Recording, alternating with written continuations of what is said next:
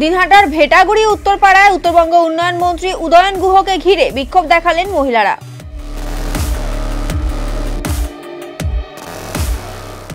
এলাকার এক বিজেপি পঞ্চায়েত সদস্যকে গ্রেফতার করে পুলিশ, আর এতেই ক্ষুব্ধ হন এলাকার মানুষ।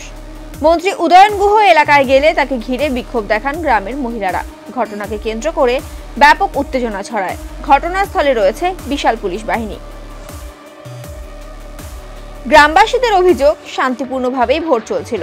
উদয়ন গুহ এলাকাকে অশান্ত করেছেন। তার উস্কানিতে বিজেপি পঞ্চায়েত সদস্যকে গ্রেফতার করেছে পুলিশ।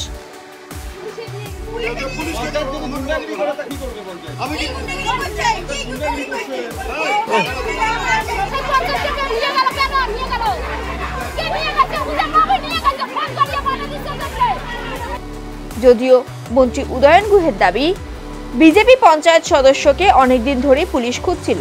আজ তাকে পুলিশ গ্রেফতার করে নিয়ে গেছে, তাই এলাকার মানুষ বিক্ষোভ দেখাচ্ছে। এরা বিজেপির লোক, এসব বিজেপির সাজানো নাটক। পুলিশ ধরে নিয়ে গেছে আজকে, যাকে অনেকদিন ধরে খুঁজছিল, নানা রকম গোলমালের সাথে জড়িত। পুলিশ অনেকদিন ধরে খুঁজছে, তাকে নিয়ে গেছে ধরে। এখন সেটা ক্ষোভের কারণ হয়েছে, শিখিয়ে দিয়েছে।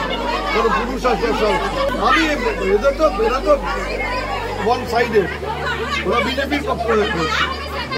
আমি তো ওখানে সকালে ওখানে বলেছিলাম, এখন এখানে বসে অশান্তির তো কোনো কারণ ঘটেনি।